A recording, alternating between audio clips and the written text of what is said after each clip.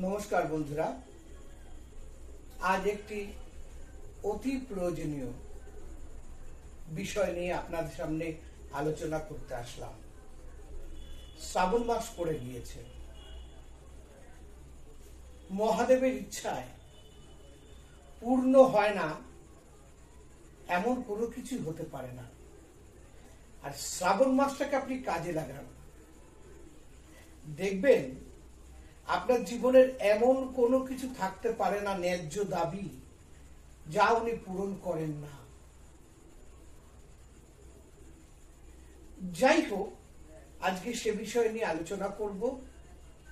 এমন কতগুলো জিনিস দেব, আপনাদের বলবো, যেগুলোর মাধ্যমে আপনারা প্রচন্ডভাবে উপকৃত হতে পারেন। আপনারা তো আমার ভিউয়ার্স, ক্লায়েন্ট, আপনাদের জন্য দেব না তো এগুলো কাদের জন্য জমা রাখবো? শুধু তাই নয়, পুরো শ্রাবণ মাসের 4টে সোমবার, কোনো কোনো ক্ষেত্রে 5 সোমবারে আপনারা মহাদেবকে কি দিয়ে অভিষেক করাবেন, কি দিয়ে স্নান করাবেন, পুজো দেবেন, এ নিয়েও আপনারা অনেকেই এখন চিন্তিত হয়ে পড়েছেন। আচ্ছা, শিবের কয়েকটা নাম আপনাদের বলি: ভোলানাথ, পশুপতি, মৃত্যুঞ্জয়, ত্রিনেত্র, কৃত্তিবাস, পঞ্চবক্র, গঙ্গাধর, বৈদ্যনাথ, রুদ্র, পিতামহ, ত্রিকালজ্ঞ, মহেশ্বর। আচ্ছা, আমি কিন্তু এদের মধ্যে শম্ভু, সদাশিব, শিব, হর, এইরকম বেশ কয়েকটা নাম আপনাদের বললাম না। এগুলো তো খুব পরিচিত নাম, নাকি? বললাম না, আপনাদের মনে প্রশ্ন আসলো।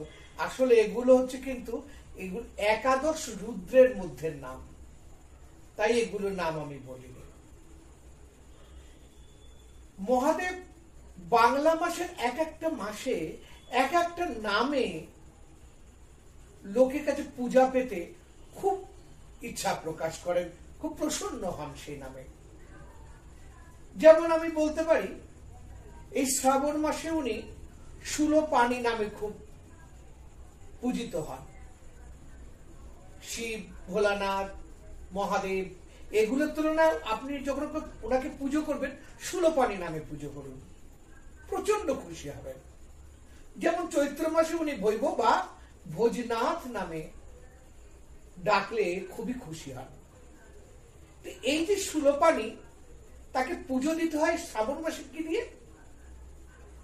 পদ্ম ফুল আর গোলাপ ফুলে পুজো দিলে একটু অবাক হচ্ছেন না? সাদা পদ্ম আর গোলাপ ফুলে পুজো দিলে কিন্তু মহাদেব খুব খুব খুশি হন। আরেকটা কথা বলি, জামের রস, যে জাম আমরা কালো জাম খাই, সেই জামের রস যদি জল বা দুধের সাথে মিশিয়ে শিবকে স্নান করানো যায়, অভিষেক করানো যায়, উনি কিন্তু খুব প্রীত হন। আর ওনাকে নৈবেদ্য হিসাবে দিতে হয় শ্রাবণ মাসে দুধ। তাহলে আপনাদের কিন্তু বলে দিলাম কি কি ফুল লাগবে পুজো দিলে ভালো হয়। আমরা বলে দিলাম কি নৈবেদ্য হবে, কি দিয়ে ওনাকে অভিষেক করলে ভালো হয়, কি হয় এতে লাভ। যে সমস্ত মেয়েদের বিয়ে হচ্ছে না, অবিবাহিত মেয়েরা, তাদের কিন্তু খুব সত্তর বিবাহ হয়। বিবাহিত রমণী যারা, তাদের ধন দৌলত, পারিবারিক সুখ অভূতপূর্বভাবে বৃদ্ধি পায়। এই যিনি এই ব্রত পালন করেন, তাকে কিন্তু রাত্রিবেলা রসপুলি খাওয়া উচিত। এটাও কিন্তু এই ব্রতের মধ্যে নিয়ম রয়েছে। যেমন চৈত্র মাসে কিন্তু আবার ওনাকে ধুত্রা ফুলের পুজো দিলে ভালো হয়। ধুত্রা ফুলের রস আর খেজুরের রস যদি আপনারা শিবকে খাওয়ান, মানে দুটো মিশ্রণ করে শিবকে স্নান করেন, অভিষেক করেন, খুব খুশি হন। নৈবেদ্যতে খেজুর দিলে উনি খুব খুশি হন। এগুলো চৈত্র মাসে। তো যাই হোক, আমি আপনাদের বলে দিলাম যে কি কি বিষয় পুজো দিলে উনি ভালো খুশি হন। অবশ্যই টোটকা নেব, চিন্তা নেই। শ্রাবণ মাসে টোটকা দেবো না এটা হয় না।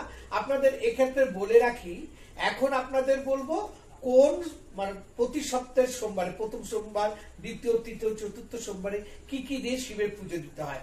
তারপরে আপনাদের সুন্দর টোটকা দেবো। শুধু তাই নয়, কথা দিচ্ছি প্রতি শনিবার আপনাদের কাছে এমন কতগুলো সমস্যা নিয়ে আসবো যেগুলো শিবের মাধ্যমে অবশ্যই অবশ্যই অতি সত্বর সেই মনস্কামনা পূরণ হয়। অর্থাৎ শনিবার আপনারা ভিডিওটা পেলে সোমবার দিন আপনারা কিন্তু সেই কাজটা আপনারা করতে পারবেন।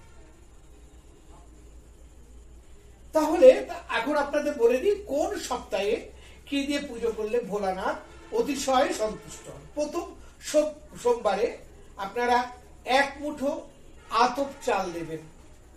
একটু দেখে নেবেন আতপ চালগুলো যেন অখণ্ড হয়, অর্থাৎ ভাঙা না হয়। দ্বিতীয় সোমবারে সাদা তিল দেবেন।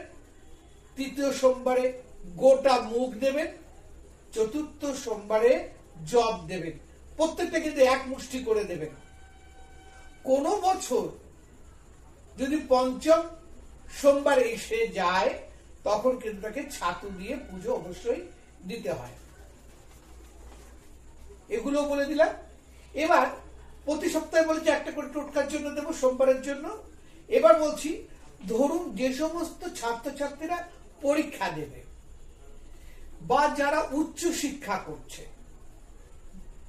উচ্চ মাধ্যমিকের পরে আরো ভালো ভালো করে লেভেলে যেতে চাইছে, ডাক্তার ইঞ্জিনিয়ারিং পড়ছে বা আদার্স কিছু পড়ছে বা অন্য অনেক কিছু ভালো ভালো কোনো বিষয় নিয়ে পড়ছেন, যারা চাকরি পাচ্ছেন না বা চাকরির ক্ষেত্রে সমস্যা রয়ে গেছে, প্রতিযোগিতামূলক পরীক্ষা। আচ্ছা, প্রতিযোগিতামূলক পরীক্ষা বলতে কিন্তু শুধুমাত্র স্কুল কলেজের পরীক্ষা নয়, এন্ট্রান্স পরীক্ষাগুলো কিন্তু পড়ে। শুধু তাই না, তার সঙ্গে আরো কতগুলো জিনিস হয়। ধরুন এক জায়গায় কোথাও কম্পিটিশন হচ্ছে কোনো বিষয়, তাহলে সেগুলো কিন্তু প্রতিযোগিতা। এই প্রতিযোগিতামূলক পরীক্ষার ক্ষেত্রে আপনারা যেটা করতে পারেন, খুব ভালো কাজ দেয় একটা, আমি 3টে বেলপাতা বলিনি কিন্তু, নিখুঁত দাগহীন সুন্দর দেখে একটা বেলপাতা যার জন্য করা হচ্ছে তাকে নিজেকে করলেই ভালো। আর যে সমস্ত ছাত্রছাত্রীরা ছোট তাদের জন্য বড়রা কেউ অবশ্যই করতে পারেন।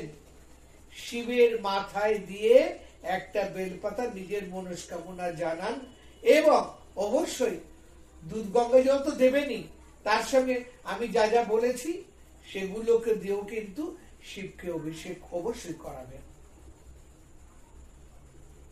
5খানা নীলকণ্ঠ ফুলকে যদি শিবের পায়ে অর্পণ করা যায়, ধন দৌলত থেকে আরম্ভ করে শত্রু নাশ থেকে আরম্ভ করে মনস্কামনা কোনোটাই পূরণ হতে বাধা থাকে না। শিবের পায়ে 5টা নীলকণ্ঠ ফুল নিয়ে যদি আপনি নদীতে, প্রবাহমান নদীতে দিয়ে দিন, অতি সত্বর আপনার যে কোনো মনস্কামনা পূর্ণ হবে।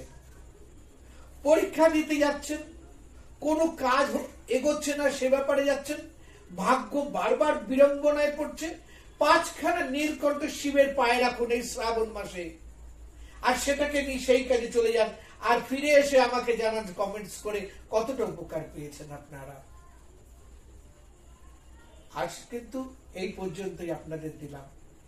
পরের অনুষ্ঠানগুলোতে অন্যান্য বিষয়গুলো আবার আপনাদের দেব। আশা করছি আপনাদের ভালো লাগে, উপকার খুব পান, কারণ আমার প্রোগ্রামগুলো একটু অন্যরকম সিস্টেমের, অন্যরকম পদ্ধতিতে আপনাদের উপকারের জন্য দেওয়া হয়। সেই জন্য অবশ্যই সাবস্ক্রাইব করবেন, শেয়ার করবেন। এগুলো করলে উৎসাহ বৃদ্ধি পায়। উৎসাহ বৃদ্ধি পেলে আমি আপনাদের জন্য আরো ভালো ভালো কিছু দেওয়ার চেষ্টা করতে পারি। ভোলানাথের ইচ্ছা আপনাদের সকলের মনস্কামনা পূর্ণ হোক। আজ এই পর্যন্তই। নমস্কার।